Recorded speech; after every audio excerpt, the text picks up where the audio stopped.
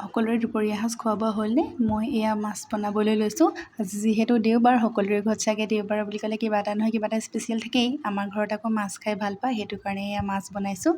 মাছখিনি ধুনীয়াকৈ ৰঙাকৈ ফ্ৰাই কৰি ল'লোঁ। ফ্ৰাই কৰি হোৱাৰ পাছত আকৌ সেই মাছ ভজা তেলখিনিতে জিৰা কেইটামান ফুটুৱাই দিছোঁ।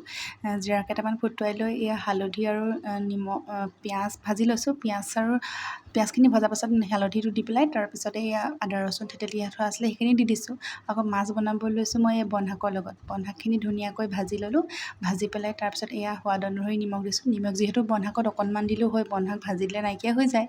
তাৰপিছত সেই ভাজি হোৱাৰ পাছত মই আকৌ পানী অকণমান দি কাটি ৰখা বিলাহী এটা দি দিছোঁ। বিলাহীটো মই পাছত দিওঁ। বিলাহীখিনি দিয়াৰ পাছত এয়া উতল অহাৰ পাছত মই ফ্ৰাই কৰি ৰখা মাছ কেইপিচ দি দিলোঁ। দিয়াৰ পাছত এয়া হৈছে মোৰ ফাইনেল বনশাকৰ লগত মাছৰ জোল। কেনেকুৱা হৈছে দেখিবলৈ জনাব দেই। আৰু আনফালে এয়া মই পেনখনত তিয়াই ৰাখিছিলোঁ মই ধোৱা মগু তিয়াই ৰাখি পেলাই এয়া অকণমান ভাজি লৈছোঁ পানীটো শুকুৱাই লৈ পেলাই। তাৰপিছতে আকৌ সেই পানী অকণমান দি বইল কৰি ল'লোঁ। বইল কৰি লোৱাৰ পাছত সেয়া ৰাখি থ'লোঁ। ৰাখি থৈ পেলাই এয়া আকৌ মই পিঁয়াজ আদা ৰচুন মছলা জলকীয়া তেজপাত এনেকৈ ৰাখি থৈছোঁ। এইটো মানে স্পেচিয়েল বনাব লৈছোঁ মুড়িঘণ্ট। তাৰ কাৰণে এয়া পেনখনত আকৌ জিৰা কেইটামান ফুটুৱাই কেঁচা জলকীয়া দি দিছোঁ। কেঁচা জলকীয়া দি পিছত আকৌ তেজপাত দিছোঁ।